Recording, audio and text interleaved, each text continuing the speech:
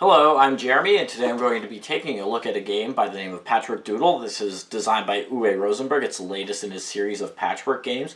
The original Patchwork and Patchwork Express, I believe the other one was, were the first two games in this series.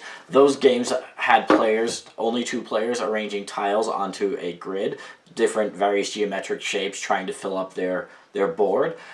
This is a similar concept, except it takes that to a draw and write game where players are going to essentially be flipping up cards that will tell them what they have to draw onto their board, and each of them will be drawing using a pen on an individual score sheet. So unlike the other Patchwork games, this one plays from 1 to 6 players. It takes about as long as those, maybe 15-20 minutes to play this one. And the box says its age is 8 and up, which seems about right. Let me take a few minutes to show you how the game plays, and then I'll come back and let you know what I think about it. So Patchwork Doodle comes with a score pad that each player is going to take one of. This is two-sided, but there's only about 100 or so in here, so I laminated some of them. I would suggest that you would do the same. The game also comes with 2 decks of cards, as well as a little meeple and a die. This is a 1, 2, and 3. It's a 6-sided die with just 1s, 2s, and 3s on it. The game does also come with some colored pencils that you could use to fill in your score sheet, and you can pass those along and have a colorful drawing at the end. Since I'm using a laminated one, I just have a dry erase marker. So what I'll do is I'll show you how the a round of the game works. I'll be playing it essentially solo here, but there's really no difference between playing it with one player and playing it with more players. So the way the game works is that you'll put out 8 of these cards in a circle and start the meeple randomly in front of one of them, and then each player will get one of these cards, and every player will get a different one. This is just a starting shape that you have to put on your grid somewhere. So I have this one. This number here just tells you how many blocks that takes up. So you could rotate that, mirror it, do whatever you will with it. Most of them that you can mirror, it shows you what a mirrored version of that would look like if some people are spatially challenged. And you could place that anywhere on your board. It doesn't need to be adjacent to anything that's been previously placed. There's no rules regarding that, so maybe I would do something like this.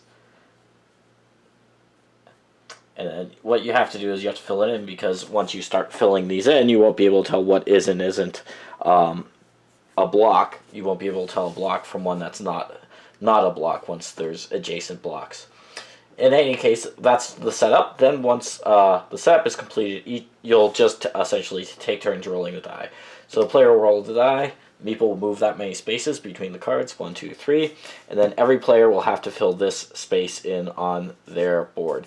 So if I had that would be particularly challenging given my starting space, but I don't need to stay adjacent to there, but generally you will want to stay adjacent.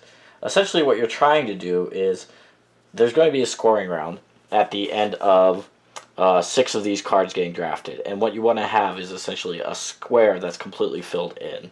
The bigger the square, the better. So once every player's drawn this will get discarded out. You do not refill the number of cards that are here, then you'll just roll the die again. So we got 2, and this guy will advance 1, 2. Now players will have to draw this one. So this is a good time, I guess, to show you one of the powers. So you have 4 special powers. One is just a duplicate of one of the first 3 that you can use during the course of the game. The first one is that instead of using this card here, which would not fit particularly well in here, although I could put it in there, I could use the card before or after that one. So instead of this, I would use one of these 2. Second power is just to fill in a block, a single block, so like this one down here that I have in the corner, I could fill that in. And then the third one is to basically do a cut, an imaginary cut along a shape. So this is the shape we have to fill in, so I could basically do a cut across there and be left with these 3. I could do a cut here and be left with those 4. Anywhere that you want. You could do one cut going across, and then you could take either side of the 2 shapes that you've created and put that into your grid. So something like this, obviously, you wouldn't be able to cut. Something like this, you can only cut to make into a single block. But you only get one of the 2 pieces that you've cut. You know, doing that. So those are the 3 powers. Each player could use those whenever they want, even during the scoring. But you only get to use the 4 powers over the entire course of the game. So this one, let's just say I'll take this, and maybe I'll just go like this. I'll just show you how the first round goes, so I could show you a scoring example. Then we would roll 1, 2, 3. I get this single one, so of course I'll fill that in down here. Then this 2-piece down here makes sense for that. And let's see, 1, 2, 3, another single piece. So, that's not an especially great piece for me. I guess what I could do is I could fill in one of these down here. Sure, I'll just fill in that.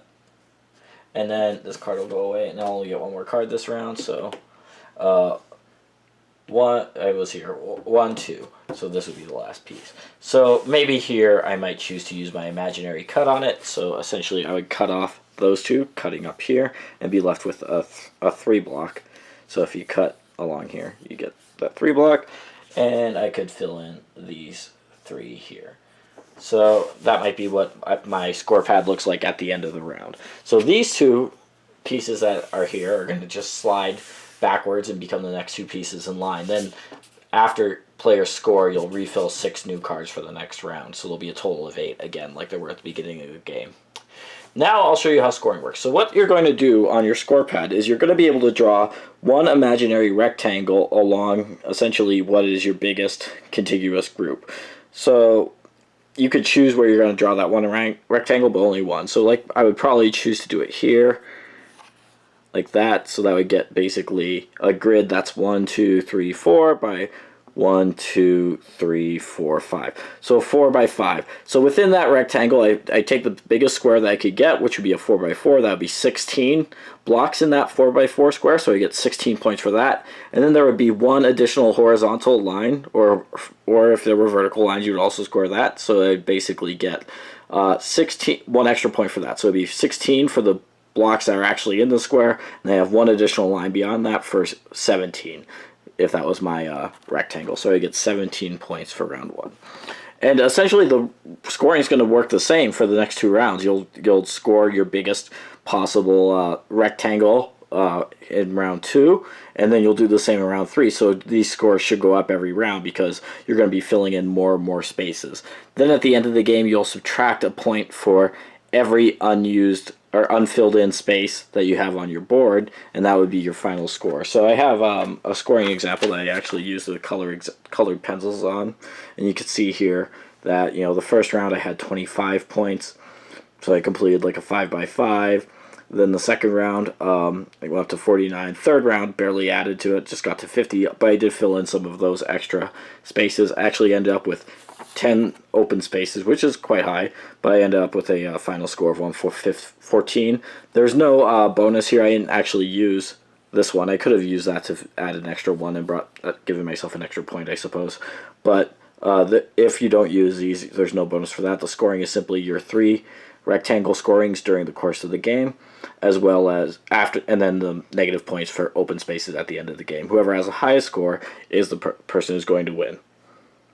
Alright, so that is Patchwork Express, and I think if you're familiar with the original game Patchwork, and it's a successor Patchwork Express, you can see that this game has more to do with Patchwork Express than the original Patchwork. Whereas the first Patchwork game had a sort of economic aspect to it, where you were essentially acquiring buttons that you had to then spend to buy various pieces. Here, that element's gone entirely, so there's definitely less strategic considerations in this game than in the original Patchwork. Indeed, every player is going to get all of the same pieces in the same order. It's almost not an interactive game at all. I was playing it using the solo rules when I was demonstrating the game, and there's literally no difference that I could think of between the actual solo rules and the actual game rules, or the multiplayer game rules.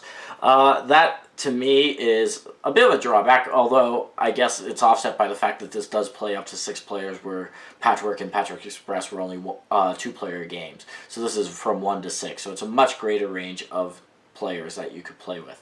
Like I said, when the Patchwork Express version came out, I think that a lot of players who had played Patchwork, which had been out for several years before, felt that that was a watered-down version of Patchwork because it took that button element out of it, essentially, and it made it a much more simpler affair. It was also played on a smaller grid, so it was more of an easy beginner-friendly version of Patchwork, which was not the most complicated game to begin with, although often you would end up with a negative score and feel that you played badly. This is definitely, I think, also a very beginner-friendly game. So if you're really hoping to get all of the tough choices that exist in a game of Patchwork, should I build up a lot of buttons, or should I worry about, filling in my grid early and fast? Even if it's putting ungainly shapes into my grid, those aren't really present. You're just going to get the next, the die's going to get rolled, and you'll randomly get a piece, and everybody else will get the same piece. The only piece that people get that are different are the starter piece that you get on your starter card, which does offset things, I guess, a little bit, but it's pretty superficial mode of differentiation, to be honest. That being said, I mean, this game does work well enough. I think that it bears mentioning that there's another Uwe Rosenberg. I also did a video of this called Second Chance, which is similarly filling in pieces on a Tetris grid. I feel that this one is the more interesting game from an interactive perspective. In that players are going to get more differentiated pieces over the course of the game. Essentially, each turn 2 cards are visible, so you could generally, or every round, you could choose between 2 of them to place. Here you're usually just getting 1. And then secondly, if you can't place one of those 2 in that game, you'll get your own individual card besides your individual starter card. So over the course of the game, you could get more and more individual cards.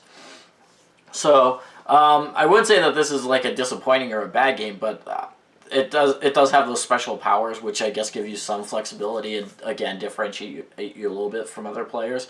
But it does seem to me a little bit simpler than even that game Second Chance, which was one that I felt was already pretty simple.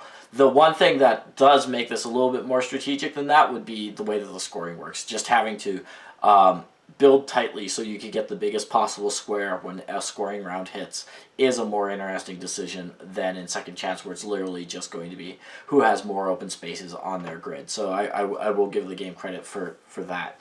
That being said, these are really small variations between the games, and if you have Patchwork, and if you have Patchwork Express, and if you have Second Chance, and if you have now Patchwork Doodle, plus maybe the other bigger box tile laying games, the Indian Summer, Cottage Garden, and Spring Meadow.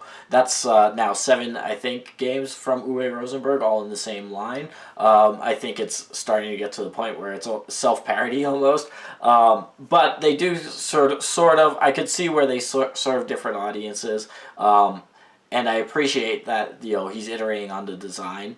But at the same time, I think that you'll probably want to play all of these games or play a few of these games and then kind of decide which one's best for you based on, how much strategic depth you want, what your player count's going to be. For me, this one's maybe a little bit simpler than I would want, and I don't especially like the way that the card draft works. Just, being at the mercy of the roll of the die is not the most interesting way for the game to play out. But it's not a bad game by any means. It's just not an especially exciting one. And the fact that it bears more comparison to Patchwork Express versus the original Patchwork was a bit of a disappointment in my book. So those are my thoughts on Patchwork Doodle, and thank you for watching.